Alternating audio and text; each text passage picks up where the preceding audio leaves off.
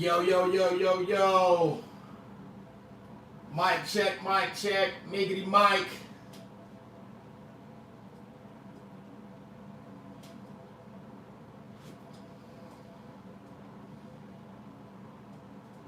Let me know how we sounding over here before we get started.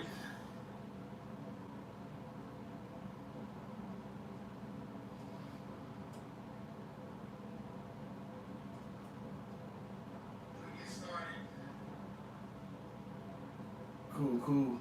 Great balls of fire, what up?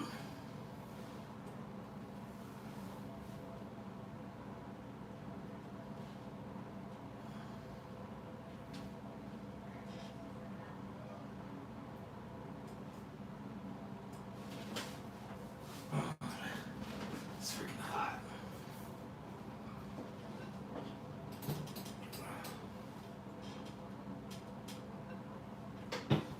We got Northeast Morphs in the house. Dakota, what's up, man? Hope you're traveling safe.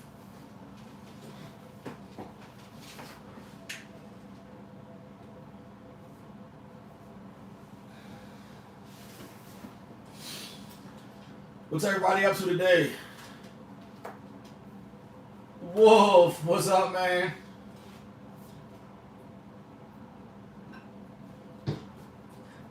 Rocking the Team Harrier shirt today. You can't wear it at work for some reason, but whatever. I paid for this bitch though. Alright,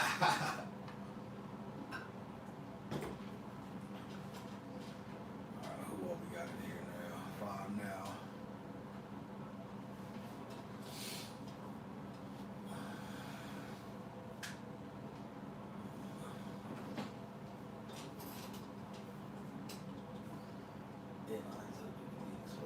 Oh man, that sucks.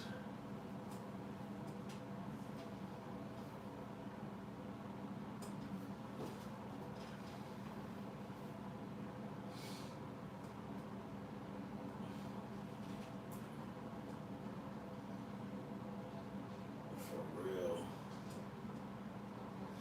Alright, let's see which one of you had a question on here. I know Great Balls posted one. I know Great Balls posted one on the community channel. Let me see if I can find yours. Alright, yep. Got that one. Chilling my fam, blasting because I can't. Yeah, this freaking smoke out here is crazy too. I think like 2 weekends ago, the smoke cleared once I got past like Inland Empire and past Riverside. And when I got to San Diego, it wasn't too bad.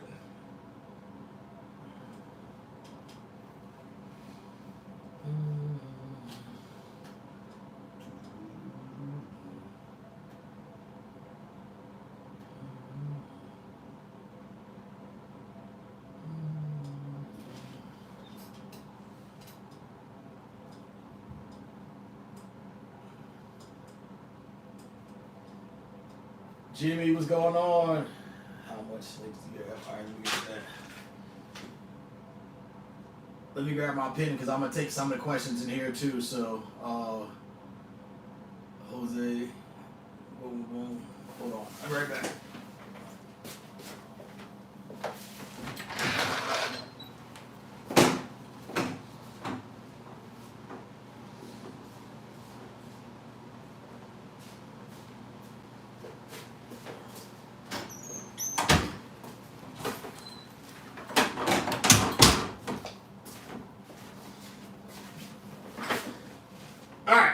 So, let's see how many snakes.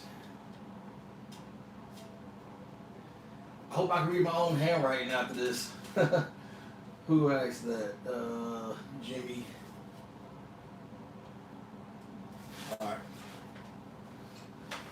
Alright guys, so for those of you who are new to the channel, my name is Antoine Hood. I'm the owner of High Desert Pythons.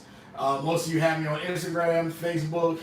And I've been doing this YouTube thing for just under 6 months now. So just blasting videos out, you know, just sharing my passion and love for the hobby and making a little change on the side while I'm at it. So a lot of you had some cool individual questions that I'm going to get to in a bit. But everybody had like the same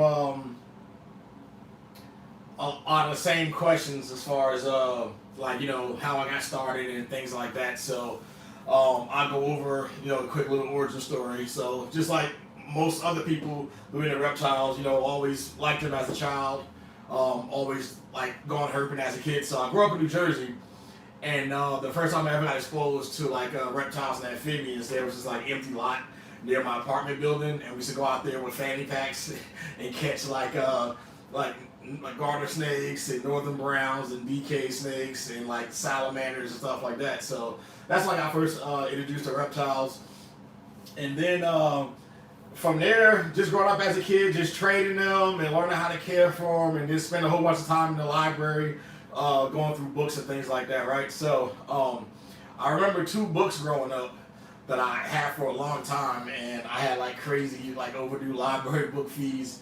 I had this one book called Lovebirds, Lizards, and Llamas, Strange and Exotic Pets.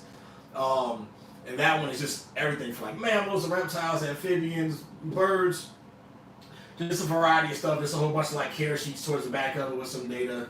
And then another one was reptiles and amphibians in captivity. So it was a lot of stuff like care for frogs and a lot of colubrids and things like that. So I knew about pythons and boas, of course, like growing up. But the very first time I saw a ball python, I was active duty in the Marine Corps, and this was like 2005. One of my friends was in the barracks, and he got noticed that he was doing a barracks inspection. So he goes, "Hey Hood, can you watch my snake for me?" And at the time, I was like, "What the hell is this?" He's like, "Oh, this is a ball python." Like, never heard of a ball python. I thought he was saying a ball python at first, and that was kind of wild. But I took it in, and it ended up having it for a couple of weeks actually, because I wasn't in the barracks at the time, so I was living downtown because I was married. And then I ended up like keeping them. He was like, "Yeah, just if you want, just keep them." So that was my very first ball python. Did a bunch of research on them, and back then in '05, there wasn't a whole lot of crazy morphs at the time. There was like pies barely came out. There was albinos, axanthics, and I think maybe clowns existed at the time. Still wasn't spiders and pastels yet. No pinstripes, none of that stuff. So between like 2005 in 2007, I think I ended up getting like a bunch of normal ball pythons, raising them up. I had like a whole rack of normal females and stuff I thought were females and stuff males and I thought were males, and it was just all mixed around. So I didn't really breed anything right away. I just kind of just watched them grow up, raise a lot of them from like younger babies, and I didn't get my first morph until about 2008, I think.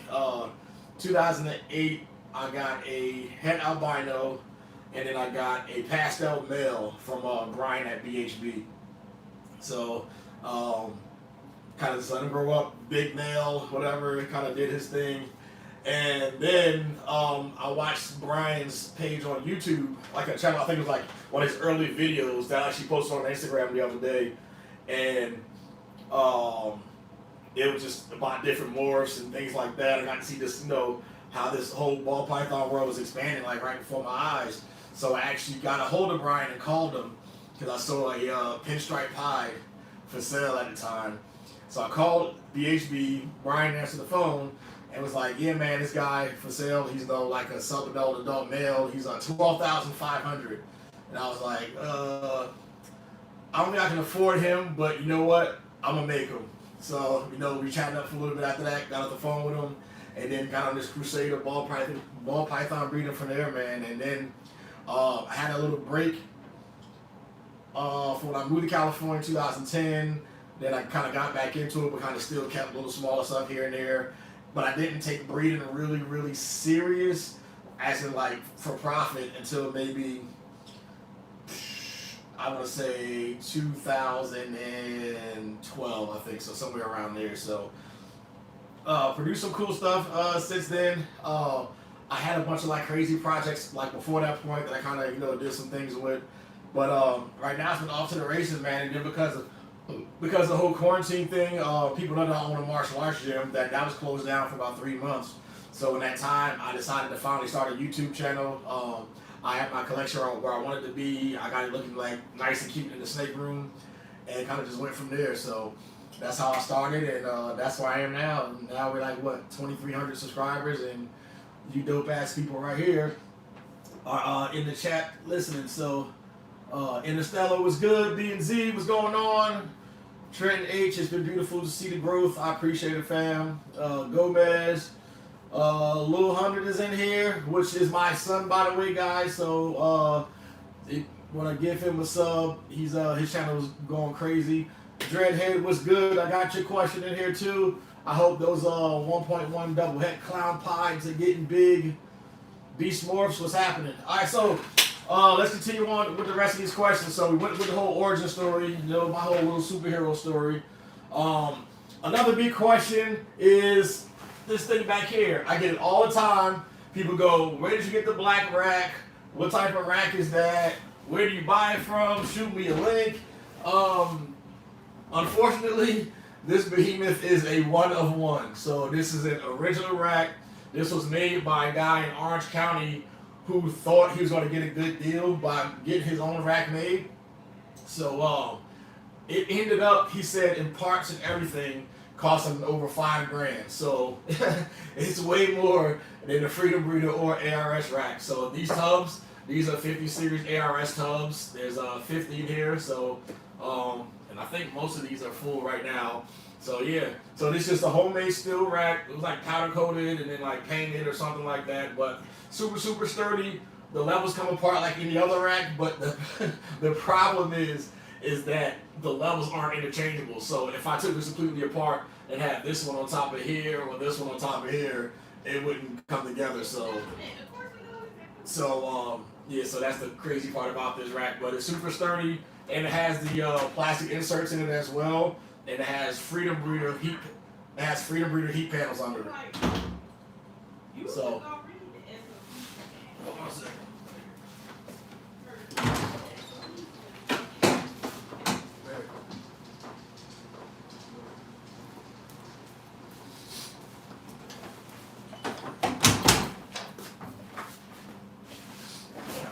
I think that was the dogs in there going crazy. So, yeah, so the levels aren't interchangeable, which is crazy, but it does what it does. These are the inserts that come from Freedom Breeder or ARS.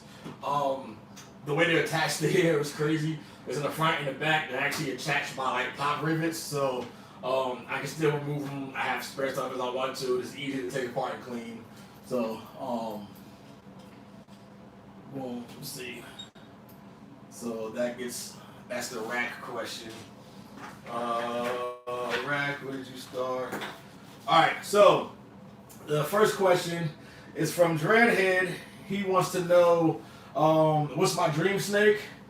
So there were two separate questions. Somebody said like what would be my dream snake to acquire, and somebody else said what would be my dream snake to produce. So either way, I got like, you know, if I could pick a snake right now to have, it would be some kind of like quad recessive. So, so maybe like a Desert Ghost Lavender Clown Pied or something like that. So like a Desert Ghost Holy Grail. And just because those recessives are so contrasting, and at that point you can kind of see all the stuff in it, so you can be able to tell if it's a Desert Ghost for the most part, because the way Desert Ghost does with stuff.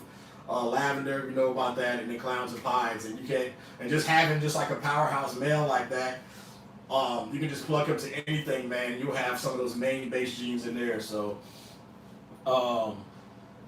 Gershon from GP Snakes asks, what snake do I want to produce myself instead of buying? So this one's a little bit lengthy because I have a dream project right now that I want to kind of see if I can do. So a lot of people in the ball python world, you know about the Pompeii, right?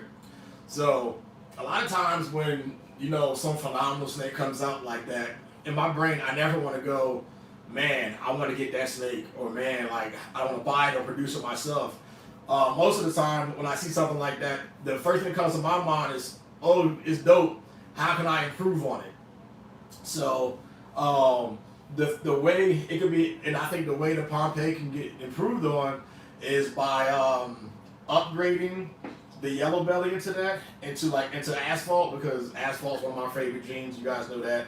So replacing yellow belly with asphalt, and then also taking the black pastel and replacing that with two different like avenues. So one way I want to go with mahogany, and the other way I want to go with blackhead. So you can make like red stripes, spot nose, asphalt, blackhead combos, and just go the other way. So I have like two different strains of that project that I'm going to just have separate from the clutch with some of the things, and then see how mahogany does to that project with the asphalt and things like that. Because contrary to popular belief, even though it's hard to see asphalt and yellow belly as a single gene together, sometimes they interact with a lot of stuff outside of the yellow belly complex, you know. So like to me with Inchy, I produce a lot of like 50-50 Inchy asphalt stuff. I mean like Inchy asphalt and Inchy yellow belly stuff throughout the years, because I just try to make like freeways without any recessive genes and things like that.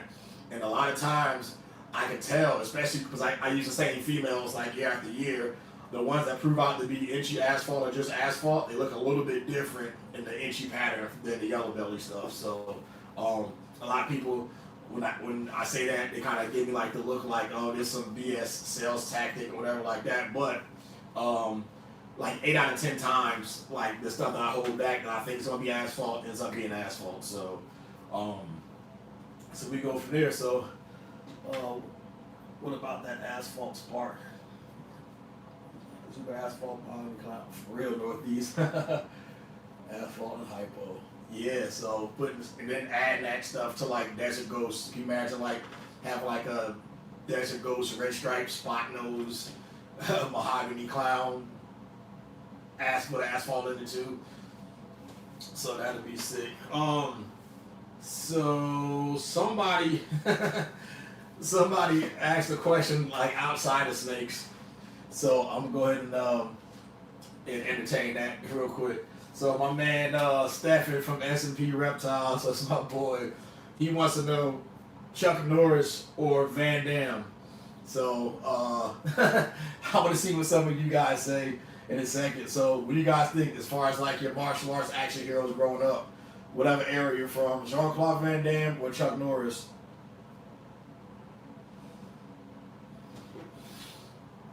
Dude, I mean, I remember watching both of them growing up, man. Some of my favorite stuff. Van Damme, hands down. Oh, for real, Gomez? That's hands down. Nice. So, dude, I remember seeing Kickboxer in, I think, 85 out in the movies. Like, I think my uncle took me, and we had to choose between, like, Nightmare on Elm Street 5 or Kickboxer.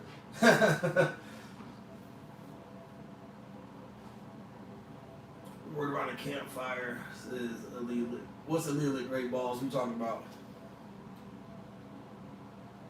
Oh, these. Oh, we'll get on the stranger stuff, the stranger mahogany stuff in a minute too.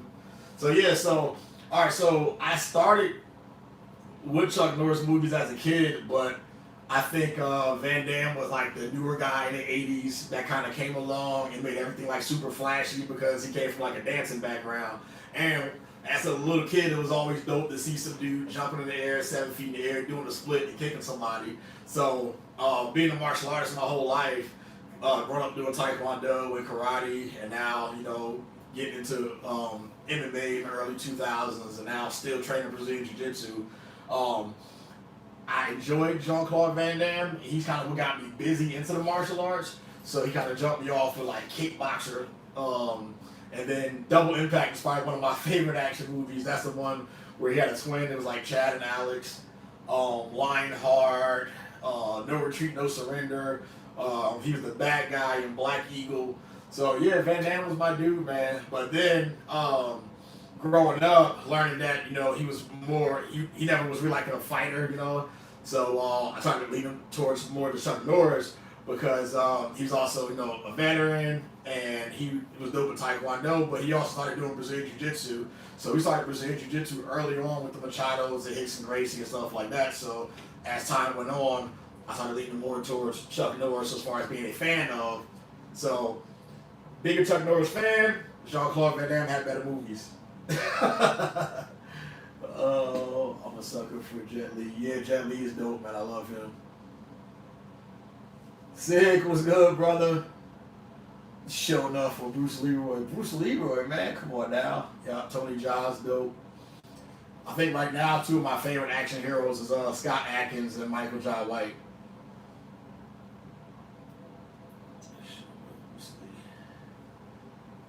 I gotta keep catching these stuff. Yeah, so alright, so that's that one. I think Steph had a couple more, I think. The difference between a judo chop and a karate chop. Alright, that's funny. So in judo, there really isn't any strikes because it's a grappling art, meaning that you win the match by takedowns and throws to the ground and submissions, like joint locks and strangles. So there are really no judo chops per se. And karate chops, I'm guessing he's meaning like open hand attacks. So you got this side of the hand where you can be doing ridge hands, or this side where you're doing knife hands or shutos, so in Japanese. So that's the difference. Judo, there are no chops at all. Karate chops per se is either knife hand or ridge hand, which are like real silly moves in real life. And from a martial arts expert, 1 out of 10 do not recommend. So, man, we getting through these, man. Questions. Midget strippers or life size? Yo, why you put me on the spot like that? I think they both have their place in the strip club, so we'll just put it like that. Wisconsin Constrictor, what's good, brother? Alright, so we got over Chuck and Van Damme, Judo Chop, Karate Chop, and thoughts on Stranger and Mahogany. Okay. Now, before you guys go killing me in the comments on the forums, or you take a screenshot of this later and go, this is what Antoine from High Desert Python believes. Well, I'll put it like this. The very first time I saw a Stranger, I didn't know what I was looking at, and I said, oh, that's a dope Mahogany combo. What are you gonna do? I'm sorry. That's the very first thing I said. They was like, hey man, look at this. And I was like, oh, what's that, like a pastel Mahogany? And they was like, no, that's this new thing called a Stranger. And I was like, man, it's strange that it looks a lot like Mahogany. But then it got marketed pretty well early on when it first came out, and then the prices went through the roof, and a lot of people try to convince you otherwise. But I put it like this: if they're not the same exact morph, it's pretty damn close. I mean, for a long time, when Cinnamons first came out, for some of my new people, you know, they were called cinnamon pastels, right? So it wasn't like a pewter, like a pastel cinnamon together. It was called them cinnamon pastels. They came out, and then black pastels came out, and people were like, oh, that's the same thing. It's just like a low quality, think one or the other, you know, so they could be allelic.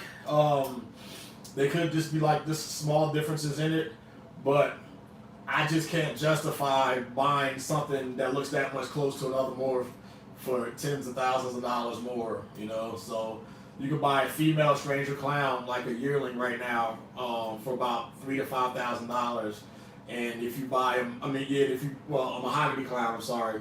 You buy a Mahogany Clown between $3,000 and $5,000 right now, and then you probably gonna pay $15,000 to $20,000 for Stranger Clown. So, you know. Real question: what is your preference working part to make your own head before? Oh heck yeah, I'm gonna get to that one too. Sick. Yeah, so I'll go to that crazy. So yeah, so that's what the two. And what I tell people is like this: just think about this. How long has Mahogany been out? We've seen supers, right? And Stranger's been around for like more than 5-6 years now, right? Plenty of time for females to grow up, right?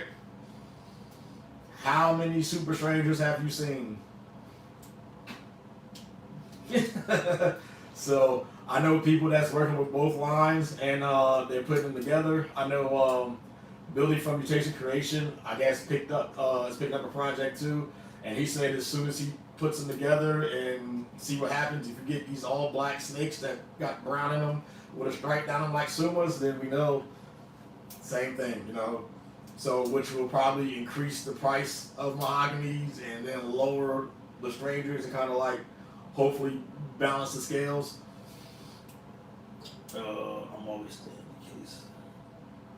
I'm staying away your case besides. Who has that money? Oh. Vivid. How many super tricks you seen? People say they're out there. I haven't seen the super trick. I have seen a super what you call it though? What's the thing? Super hurricane, yeah. Like they say hurricane trick and blitz are the same thing. Someone said they've seen it, but and then like a super blitz is like a blitzkrieg or something like that, but don't really see a whole lot of them. Didn't scale beast wars. Probably just keep going down the line. Stranger with Mahogany went over that. Next Gen Python said, what's my opinion on butter and lesser? And with coral glow and banana. Butter and lesser, same freaking thing to me. I think they just better quality examples out there, both gene, same damn snake. Coral glow and banana came out around the same time. Somebody over there is calling it coral glow. Somebody over there is calling it banana. You'll hear people say both. No, they're wrong. I've seen both. Nope. It usually depends on where I get the animal from. When I call it, if the person I got it from called it a coral glow, it's a coral glow. Banana, whatever. So to me, it's no difference. If you put a coral glow banana together, you'll have a 1 in 4 chance of making a snake that looks like a super of either one of them with no dots on them. So, super tricks. 0 days old with hidden gene, Walnut, and Russo being Lilith. I think the similar, but Hurricane is more profound pattern. I just can't justify that price. Yeah, Beast Morph, man. Hurricane is up there, man. But I end up investing in a project, so I should have some Hurricane Clown stuff for 2021 season. So that's also gonna be cool to jump into like the red stripe stuff, and I'll put probably one of those females to that red stripe yellow belly clown that you guys saw in like last video. What is your? I'll read you 6 questions. What is your preference for working with a project? Make your own heads and double heads, or buy from a trusted source? Haven't been burned before? If so, how did you deal with the situation? All right, couple parts question. So with heads, it's okay to buy heads from outside source. Well, one, make sure it's somebody that you've dealt with before, or you know they produce those genes in the past. And also, a big thing people don't do when they produce heads is ask questions about what the female bred the year before, because so say for example, I have a pied female, right? Like my pied female I got from Road Constructor Designs like a long time ago. I've never ever bred her to anything with pied in it. It was always just using her to make double heads or triples and double possible heads and things like that. But I make sure that the odds of her retaining sperm and having something the year before is a little bit different. So like for example, last year I bred her to just a clown because I need to make some double head clown pies. I want to keep a whole bunch of females back, and I know that I'll have like a good ratio. So well, I hope anyway. I produced like 2.4, and then I sold a pair, and then I kept 1.3 to myself, and they were all back there now, almost like 1,000 grams too, and only like 15 months. So anyway, but the year before that, I bred her to a super, so I know that if she made anything, I think was it super. What I breed her last year? Well, the year before, like a super gravel or something like that. But anyway, I gotta look at my records. But I know that if she retained sperm from the year before, that they would just come out looking normals, And then this year, I went away from breeding her to a recessive. I bred her to my inchy asphalt because I wanted to make some asphalt het pies. And so what I ended up doing with that breeding, I think I produced no normals at all. I had like asphalt het pies, inchy het pies, and a bunch of inchy asphalt males and females. So I know that that's what the breeder was, and I didn't have any retained sperm for like a year before that. So so my point is, ask the breeder about what she's been bred to before, so in case anything funky comes out or you make a record of that, if for some reason your hens don't prove out, you can go back a couple of seasons ago and hope and probably she retained sperm from something else, so that way you know what heck she getting. So that's my point with that. So yeah, just make sure you get it from a trusted breeder. Make sure they're also invested into the project too. So if a person has a whole gang of double heads and they selling them all, and then all of a sudden they don't have any you just like, why'd you get rid of your stuff? Because most breeders like to breed for themselves. A lot of people come out there and do, because if that was the case, they would have just took that recessive and just kind of made money off of that and then made like all pies and stuff like that. But that's not really my style, and I don't get down like that. So everything I breed, I never produce a clutch that I don't want to keep something out of it myself. And have I been burned before? Yeah. 2012, somebody who was getting out of snakes, and he sold me a male clown that was supposed to be 100% het pied, and an adult female that was double het hypo clown. And he said they were both proven, and I guess he showed me some BS pictures of some stuff that they proved out. But after 3 clutches and over 30 eggs, I only got normals out of that stuff. So I never produced it. There's no way you should not produce at least one visual clown from a visual pied het clown and a double het hypo clown female. So yeah, it's still possible, but also the fact that once I told him about the situation, like he blocks me on everything, and I don't hear from him again, and he just disappears from the face of the earth. So, yep. So I paid $3,000 in 2012 for a normal and a single gene low white pied male. So yeah, definitely been burned before, and it has not happened since. Thank goodness, because now there's just so many options out there, so many ways you can get secondhand reviews. There's all these like inquiry boards on Facebook, so you still can get burned today, but ask a lot of questions. Do you want one? Tell me I need to get a Mahogany while they're affordable. Northeast, yeah. So when on Billy's podcast, not this past Monday, but the Monday before that, when JP was on there, he showed some like spot those Mahogany clown combos that were out of this world. And a lot of people at that time, including myself, went on Morphmarket and was like, yep, this is what I was going to do, but I was going to kind of wait for the project a little bit longer. So I went online and bought me some Mahogany het clowns because those things were sick. You got to go back and check that out. Or I think if you go on JP's page, you can see them. Yep, Mahogany collections in the incubator. I think similar to Hurricane's more profound pattern. We saw that. This is me. Yep, I breed for holdbacks. Yep, double heads. It's hard to let animals go when you want all the holdbacks, man, for real. Kev, your thoughts on spider? I will always keep it. I actually have spider stuff in my collection. Albino spider Mojave. He's a beast of a breeder, man, and he's always made some cool stuff. He has like a little inverted wobble on him where like he'll be sitting still sometimes and he'll just go like that for a little bit. But even non-spiders do that, man. He eats fine. He breathes like a champ. He has a great quality of life. So everybody got crazy about the whole spider gene when some like young kid with the fro, some like pet tuber came online and gave his thoughts about it. And for somehow that video got super viral and everybody started taking his side. Some kid who's like barely had snakes for even a couple of years or whatever. So I've had spiders that didn't wobble at all, but had 0 issues. And I've also had spiders that were like super crazy when I hatched them out too. And but sadly, I had to kind of cull them too. So and I've also produced a homozygous spider, which I believe I did a couple of years ago. It was an all-white snake. It was like a spider combo to another spider combo. It was like I think like a killer bee inchie to like I think a Mojave spider or something like that. And I got a couple of white snakes out of the eggs, and I'll try to find those pictures on my old phone and post them one day. But I'm pretty sure it was the elusive like super spider or the homozygous spider, but that guy didn't make it. Spiders feed my 90 grams, put her to one of my double head. That's gonna be crazy, Sid. Vivid scales, yup, they do. I don't do clown, but you have to add special. It's gonna be essential. Yeah, man. I acquired a collection 3 years ago, and they had some adult special females in it, and I passed on them. I'd be kicking myself in the mouth, man. So, like, a lot of genes, man, like a few years ago, I never really messed with too because you kind of had to have that eye.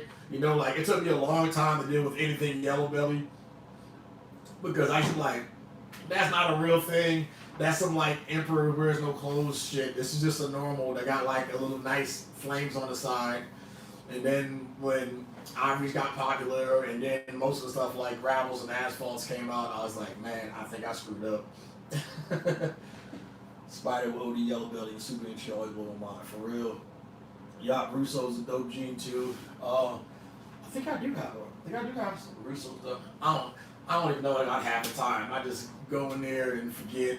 Like, I forgot I had, like, someone was talking about visual hypos like a couple weeks ago, and I was like, man, I don't have any hypo stuff. And then I was like, oh shit, I do have hypo stuff. I actually did a video on him a couple of months ago. He's been getting big, man. It's that hypo leopard pastave possible head pie. So I'm actually going to put him to some visual pie stuff this year to try to prove that out. And if I do get some visuals, I'll have some double head stuff and some visual pies, head hypos and crap like that. So special clouds are nice, for real. I want to get them some bongo and sugar in the collection. Yeah, it's just so many morphs out there, man. Like, I wish I could say I had everything. It's just like most of my collection has asphalt in it. I got clown stuff. I got lavender stuff. I got all like your base recessives. So I think I have albino, clown, pie, lavender, VPI xanthic, G stripes, a bunch of head G stripe stuff floating around. What else? I think that's like 6 or 7. So a lot of the base stuff. I got some Ultramel stuff coming. That's gonna be dope, man. Those Ultramel clowns are crazy, and hopefully I get a leopard leopard double head Ultramel clown from somebody in the comments. Just scoop day plums, high HOD, nice. Know these. I need bongo. Who else is in there? All right, get some more of these questions. Let me see. Opinions on Modern Lesser, Coral Glow. This is from Junior Gallo. Am I coming to the Texas NARBC in September? The short answer is maybe. So I'm literally like 50-50 right now. I might have some stuff going on that weekend, but I would love to come out and see some friends. So if any of you plan on coming out to the Texas NARBC show in Arlington, let me know. No, I don't want to do a tour at Dallas Cowboy Stadium. So, no, because I hate the Cowboys. I'm a Giants fan. So, no, I'm not going to your stupid stadium and doing a tour. Shut up. So, but yeah, let me know. DM me if you guys are going to be there, or like message me or comment on here. And it'd be dope to come to Texas. I got a lot of friends in Texas, so it'd be dope to see a whole lot of you. Stick with it. I know if I come out, you're trying to make it out to Arlington. I don't know how far that is, but shit, try to make it. Vivid. Yeah, I want DG too, man. I know a lot of people with DG stuff coming up that I've been having my grubby little hands on, so I'm going to be right there. The messages as soon as those things pop out. Go Patriots! Dreadhead, you a Patriots fan? How dare you? Nah, Patriots are dope, man. Kev, Giants all the way. Hell yeah. Alright, so Kevin at NK died. He asked me, will I ever do a podcast? And first I was like, no, I ain't doing no damn podcast. And then I was like, when I do these sit downs with breeders, it's essentially a podcast. So I guess sometimes I'll actually do a podcast. So, but will I make it like a normal thing? I think that when I get to a point where I have a bigger following, like I think if I end up getting if my Instagram gets probably to like maybe 30,000 followers, and then my YouTube kind of blows up where that's actually making me like decent money too, I'll play around the idea of doing like a weekly podcast and then getting some gear and stuff. But there's some good ones out there already, man. My channel, my content by Billy is dope. Snakes and the Fat Man is a good podcast. Trap Sessions with MJ is dope. And like every week there's like a lot of stuff going. Like every Monday is Billy's, every Thursdays is Trap Sessions with MJ. And then State 48 and Beach Bums, they do a real good show together too. So yeah, there's still room out there for other people, and I have ideas about how I want to do it. But right now, I'm not confident in my speaking voice too much. I say and like a whole lot, and I always pick on myself about it. But I think over time I'll get better at doing this and get more comfortable in front of the camera. And we'll see, man. But we'll just pretty much let it happen organically. It's not something I want to force. The same person also said advice for starting a YouTube channel. Man, just like all my boys tell me, like Gershon and Sick, they said, hey man, don't worry about overthinking it. Just start a channel. Just press the record button, make some stuff, and some of the videos are probably going to suck at first, but you'll get better over time. So my advice for starting a YouTube channel is just jump in there, do it. But if you want to make it to a point where you're just doing it just for the sake of having one, cool. But if you actually want to get to a point where you want to have a monetized channel, you got to treat it just like a job. So you got to learn a lot about analytics and spend lots of hours watching YouTube videos on how to have a successful YouTube channel. And if you're watching right now from any guy, if you DM me on Instagram, I can send you all the sources that I went to, all the people, the YouTubers that I went to help set up my channel and to make it where it is right now. So, I mean, it isn't the fastest growing channel, but I think I did get, my subscribers are pretty fast, and it's looking like the end of the month I will be monetized. So it takes almost 6 months to get 4,000 hours of watch time, because you need 1,000 subscribers and 4,000 hours of watch time to have a monetized channel. Blue Dog and Brian, that's good. Herbs show bigger than NRBC. Oh, the Herbs Conroe show? Oh, it is? I didn't know that. Herbs Conroe. Paul Scoop said, how big do I want my collection to get? So, I think about this a lot too, and I think as long as my collection is manageable by me, I'm fine. If it gets to the point where I absolutely have to hire people for cleaning and, doing other stuff like that and handling the everyday today and doing the books and the sales and the shipping, I'd rather have my hands on like the entire operation. So I know my snakes every day. I see my snakes every single day unless I'm like going over a weekend. I ship off everything. I'm talking to everybody. I'm sending the messages. I'm doing my own social media. If it gets to a point where I absolutely cannot do that anymore, then I would have to downsize. So, but number-wise, I think my cap would be probably 100 breeder females is probably where I want to stop at. Because at that point, you can always like move stuff around and improve on it too. So if I get to a point where I got 100 recessive combo females, and I got a bunch of crazy powerhouse males coming up. So if I had 100 breeder females, if I had 100 breeder females and like maybe 30 ready to go powerhouse males, I'd be happy with that. Where I can just pump out stuff and then continue to hold back stuff and improve on those snakes over the years, So, and just kind of let it keep going, man. And at that point, you kind of put every single combination together. And I think with that amount too, you should have pretty much every combo out there to kind of do what you want and do your own projects instead of having to spend money outside of your collection, unless you're trying to get new blood in there. Blue Dog and Brian, that's also good.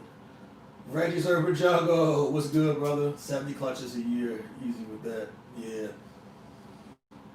So, this year was supposed to be close to 30, and with this move, I think I stressed a lot of the females out and only got like 8 clutches. So, but I was prepared for about 30 clutches though. So, but then I got to make sure too, when you have all those clutches, think about it. Think about like the best case scenario, you having you got 100 breeder females, and let's say you got 70% go, so you got your 70, and then let's say 10 of those go. They have 10 eggs, so that's 700 babies, man. So you got to make sure you have a good. You want to hold back a decent amount, and you got to make sure you got somewhere to sell the guys to, and that you're good with like the marketable prices and things like that too. So, and just decide with yourself if it's worth like raising and putting money into. Okay. And then as far as like breeder goes, I want to get to a point where I have almost no quote unquote throwaway animals. Where like so. This season, I only had 8 clutches. I still may have some surprises coming up, But in this season, I produced no normals at all. So everything that looked normal was either het for something or double het for something, you know. So I produced no normals out of any like non-recessive clutch either. So everything was like asphalt stuff, inchy asphalt stuff, single gene, stuff like that. So that was cool to see this time around. Um,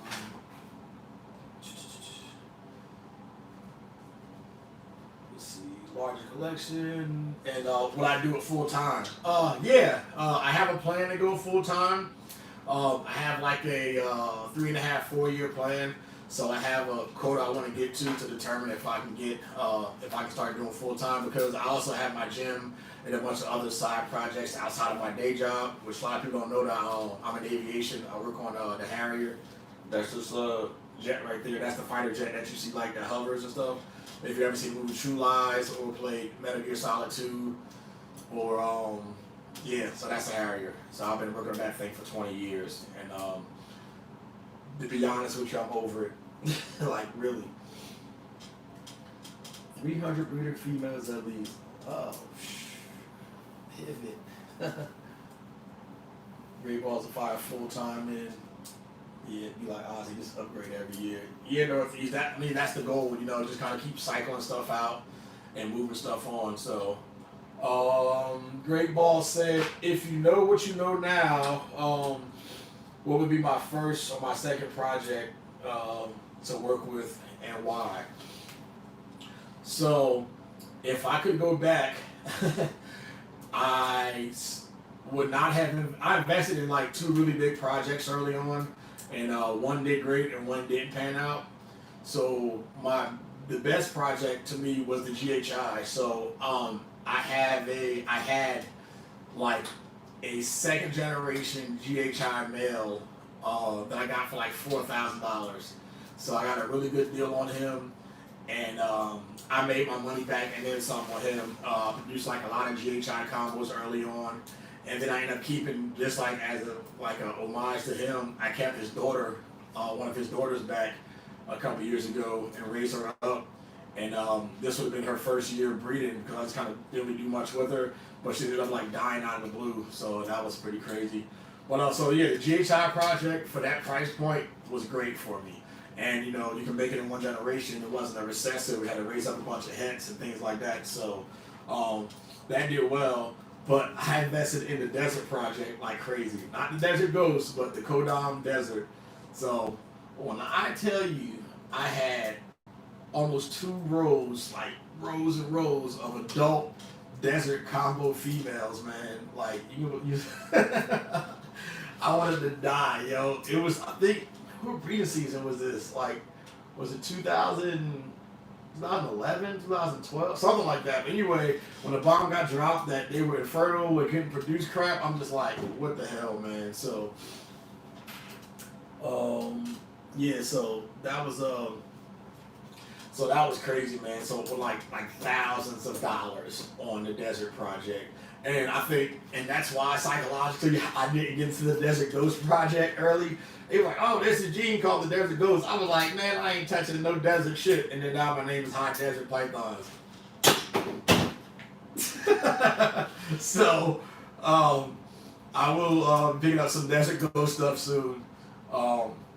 So we'll see how that goes. But yeah, the Desert project I messed up on. So, but to answer the question, if I could go back, I would have, like knowing what I know now, I would have put my money into a lot of recessives like early on. You know, I just would have found a way to get the money up and put the money aside to get some big projects, especially with clown.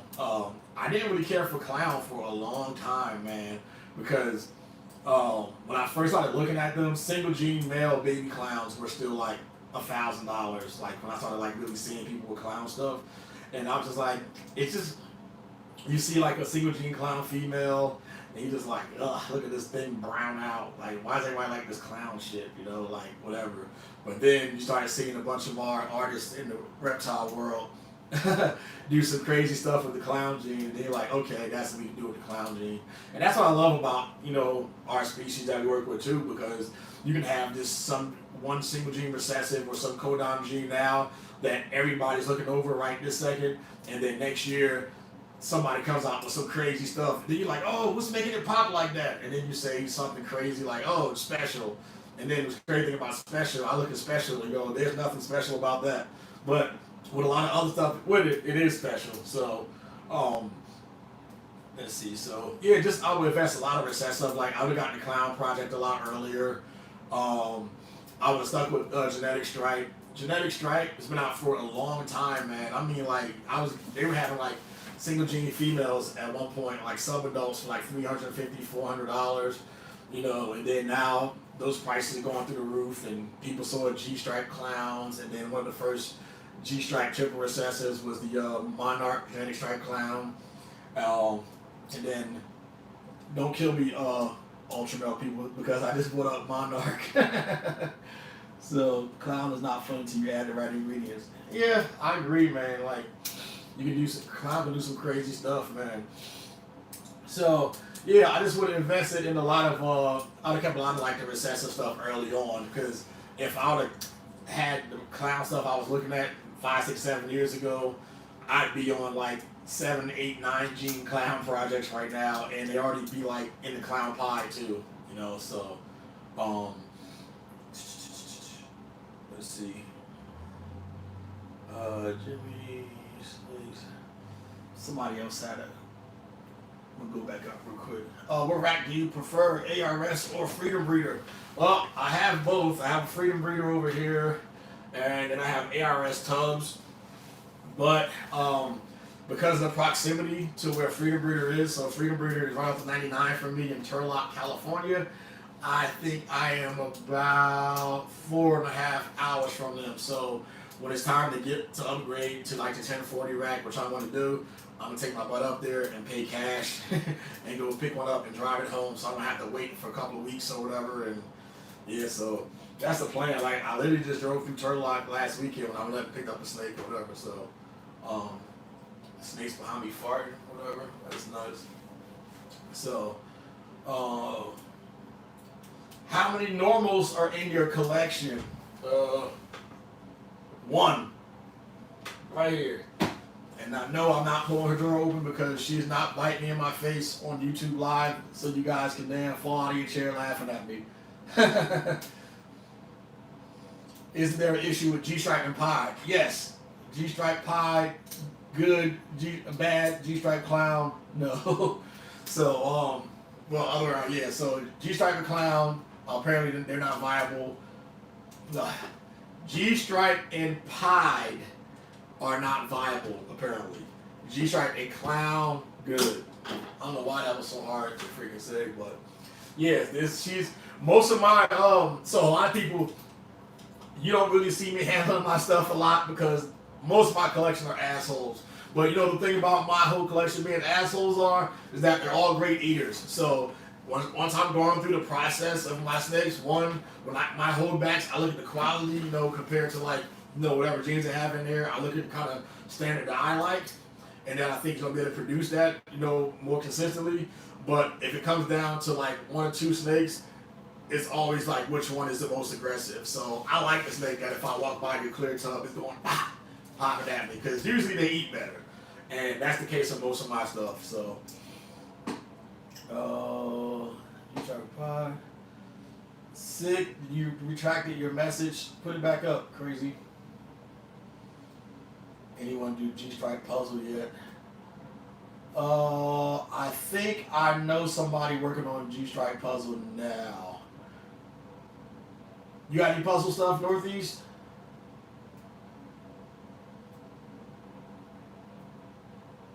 I like puzzle stuff. Let's see what else we got. Oh, somebody said, what breeders were my inspiration coming up? Like I said before, I wouldn't even be doing this if it wasn't for Brian Barczyk. Savior anti-Brian rhetoric out in the comments, because I'm not going to read it, because I don't care what anyone else says about him. That's my dude. So I know who do Strike Puzzle. Not sure if anyone has hit a visual. I'm not crazy about puzzle. I'd rather go with acid. Dude, I saw Acid for the first time at my daughter's high school graduation Chris Parson. I met him like in town. He bought a bunch of snakes with him. We did a little interview. It's on my channel.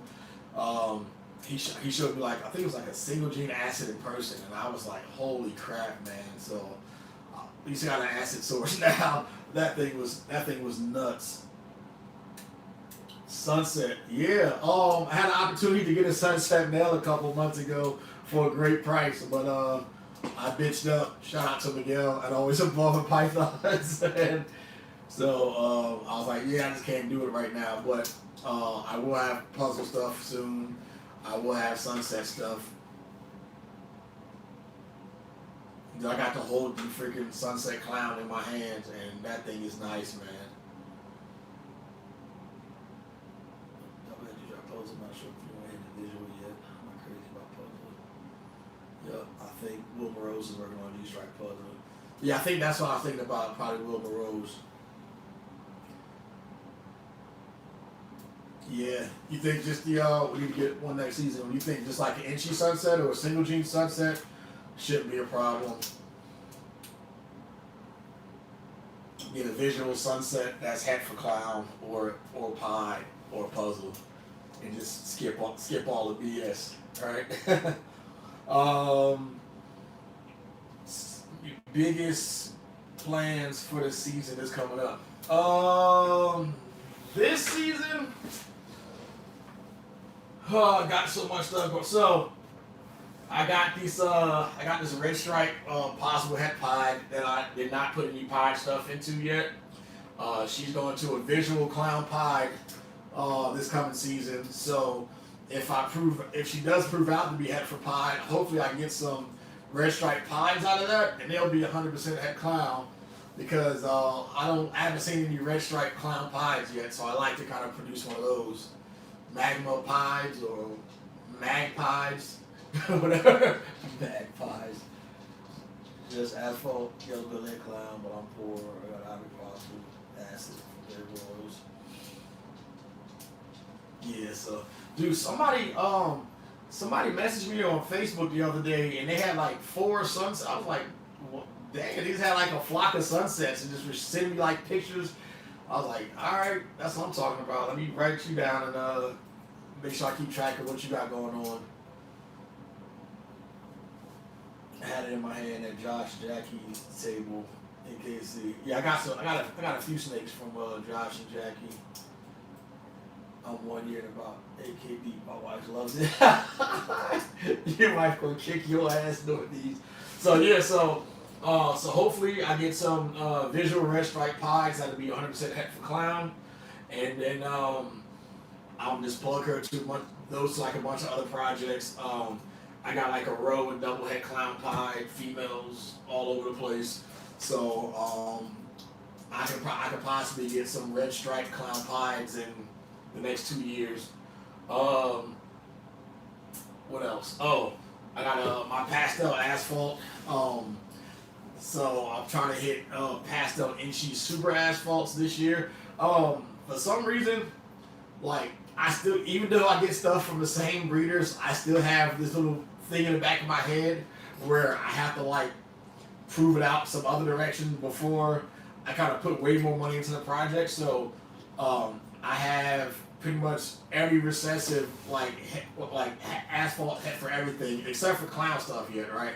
So before I start dumping all this money into these big like clown combo stuff into her and get some like asphalt hets, I'm just bringing her to my inchy asphalt mail to see if I can get some super asphalt. So the best I can do out of that is pastel inchy super asphalt. So I like that breeding. I got a banana inchy fire female. I've been bringing her to like every clown male I have. So will be some cool banana combos that'll be het for clown. That'll grow up to be some future breedings. And then I got this pastel spot nose. She's locked with like every clown I have. So just making some spot nose combo hets. That'd be cool. I bred it to my lemon blast clown, so I'll probably keep back like some like a lemon blast. I mean yeah, like a killer blast pastel fucking spot nose or whatever. I'm sorry, like a spot nose killer blast head clown. I'll keep a female back of that and see what happens. I'm trying to hit those two. Oh, the red stripe clown pie sick, yeah. So I should have asphalt lavenders this year. So I know Miguel made a couple that he think was the asphalt lavender, and I've seen the super asphalt lavender too. So I had some visuals this year with that. This guy's getting big. This big old behemoth. So this guy here, asphalt head lavender male, looking great. Get out of here. So yeah, well, he takes my face off. So yeah, so he's like 450 grams now. Yeah, he was born in fact 11 months old now too. I think he's already producing sperm plugs. So I got a pastel het lavender female. I'm gonna put him to. She didn't have her first clutch since she was like 6 years old. So yeah, she'll be ready to go. Ultrasound will be here in a couple of weeks. I ordered it, so we're not playing this year. Yeah, no, I can't wait, man. Pastel Inchy, super asphalt. Let me see. We had some guys. Let's see. Shout out to my man Shane of Small Town Exotics. His Batman clutch finally laid today. I've been waiting for those things to pop for a long time. So it was a female. The female was a leopard spot nose het clown, and she was bred to I think a pastel clown or a killer clown or something like that. So he'll have some like Batmans and pastel Batmans and stuff too. So I'm excited for Shane about that. Did you get the rectal probe or the flat one? It was the one that, if you go look on Vivid, if you look at Balls to You, Gavin from Balls to You, look at his, I ordered that same one. So he swears by it, and it did cost $1 million. It was like $1,000, so I just went ahead and put the money aside for it.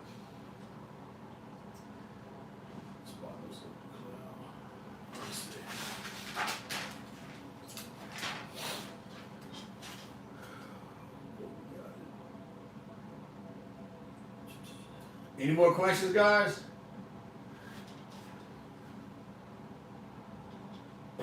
We're already an hour in, so I didn't want to be here too long, but hour was probably where I wanted it at. So if you guys have any more questions, hold on. R&B just hit some Batman stuff. Rack is nice. What type of rack is it?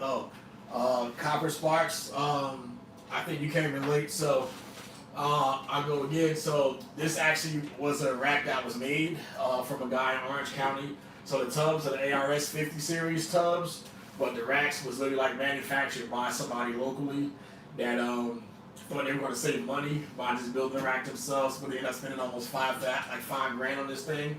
And it's big. The levels come apart, but they're not interchangeable. Like row 8, I can't, or row 5, I can't put down to like this row, or vice versa. So they can come apart, but you have to stack them back in the right order. And it has the ARS plastic ventilation inserts with like 25% ventilation in them, and they're actually like riveted into the steel in the front and back. So I can still take it apart and clean it. It's just a little bit more of a task to do. But the reason why I got it, I ended up getting it for $1,000 for everything. So that's all the tubs, the rack, the Freedom Breeder heat panels, thermostat, power strip, and everything. So $1,000 out the door. Sammy, hey babe. That's my daughter in here in the chat. I'm trying to think of an inappropriate question, but I can't. My kids are here now, so stop.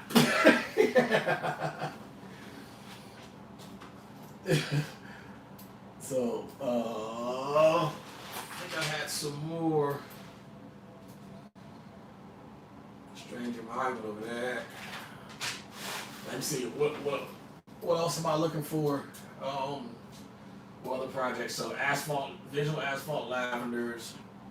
Oh yeah. I should have some freeway pies this season.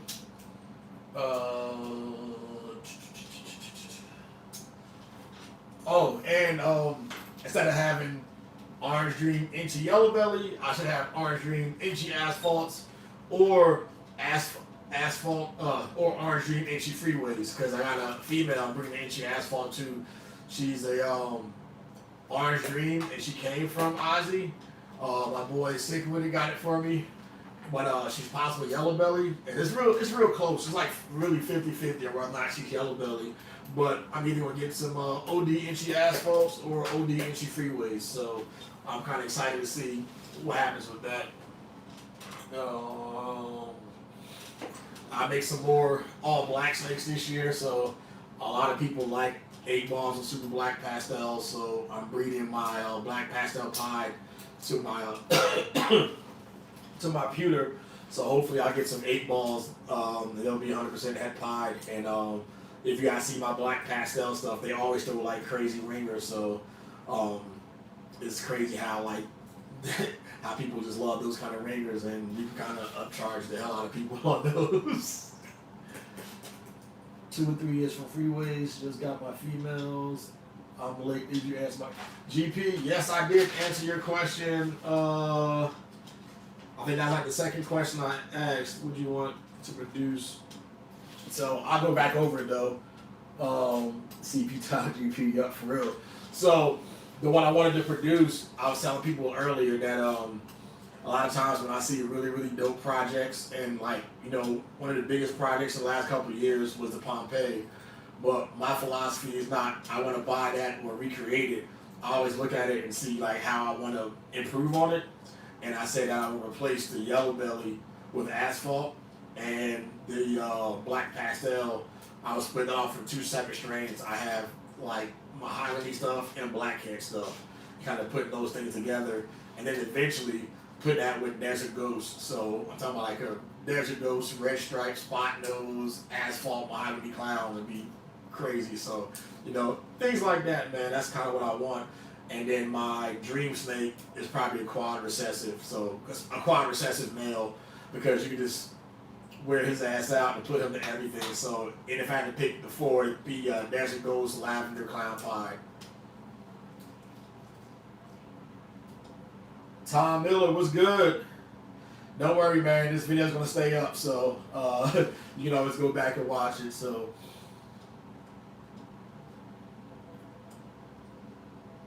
Yeah, Northeast. Yeah, it was $1,000, man. I couldn't pass it up at all. So, I replaced most of my other stuff. Most of my vision racks are gone. I had like 2 tall ones. I had a V35 vision rack. That's gone. Only one I have left now is the V18 one, and I got like some Sea Serpent stuff over here, and I got a little 6-tier 41 quart Freedom Breeder on that side that I actually got for a deal too. I got that for like $200. I like drove up to Sacramento like 2 years ago with a Nissan Altima and stuck that bitch in there. Lavender Candy, nice. Sentinel in the Cloud. Ever see any Josie Jean out West Coast? Josie Jean, I think I heard people talk about it, but I don't really see a whole lot of it, man. Like I said, there's just so much stuff out there, man. Like, you go crazy looking at everything. Somebody asked me what my favorite single gene, non-recessive was, and it's always been Pinstripe. A lot of people shit on Pinstripe, but Pinstripe is a dope gene. I like the fact that in a lot of pied stuff, it keeps most of the pattern, or at least half. And it's just easy to combo stuff into, and Pinstripe Clown combos are crazy. If you look online today, I just saw like a Hurricane Pinstripe Clown, and I was like, holy shit. So that's something I probably want to get into. But yeah, I love Pinstripe, man, with everything. So in my opinion, you can't go wrong there. It just does a lot of weird stuff to a lot of genes. And then my least favorite, my least favorite gene.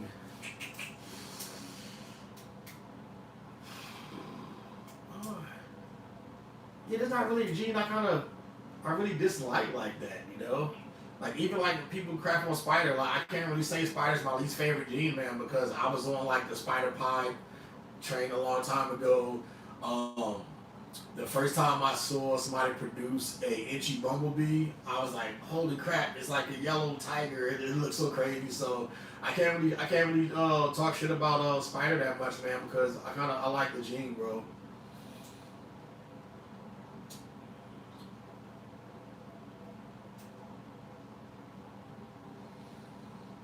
Yeah. And then we talked about Texas too. Texas NARBC Arlington towards the end of September. Oh, if it is the 26th weekend, let me check. I think I wrote it down. And if it's September 26th weekend, I definitely can't do it because I got a UFC seminar. I got it at my gym. I got a UFC fighters Alex Perez and Cheeto Vera coming out to the gym to do a seminar. Sick. Which question did I skip?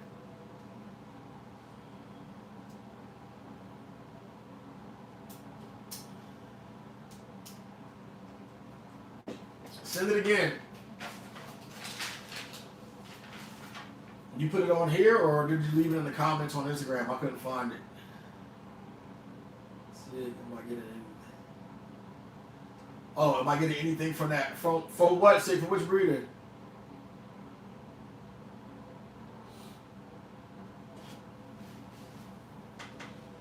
Tom, I know, man. The high intensity orange dream is crazy. You want to know about Gypsy Gene?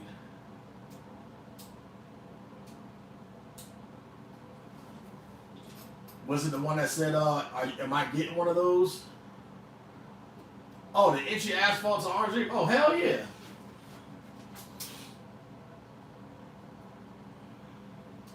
I'm not probably not gonna have enough room anyway, so I'm just like, hey man, pick one of these things and come and come get them, dude. I can't even tell you.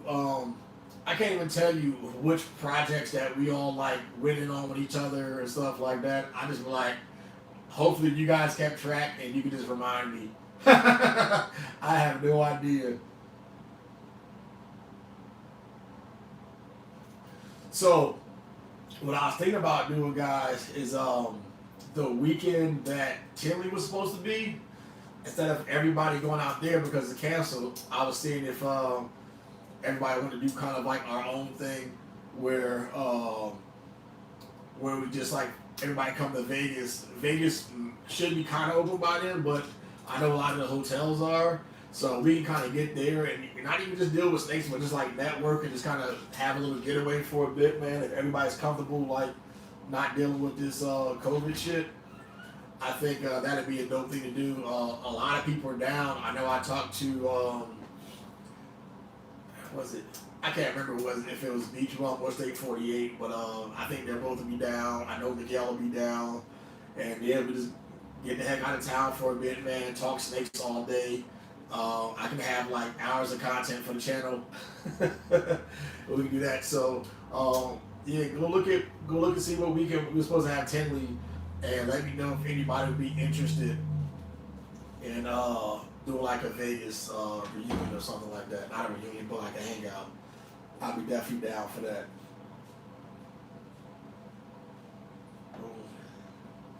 All right, any save rounds? Going once. Going twice. Cool. All right, guys, it's been about an hour and 15 minutes. So I want to thank you all for jumping in, man. Appreciate your time and support. Do all that stuff. Hit that like button. If you want to hit dislike, fine. Dislike this bitch too. Like, share, subscribe. Hit that notification bell so you know every time a video pops up. And you guys be safe out there, man. Love you all. Deuces.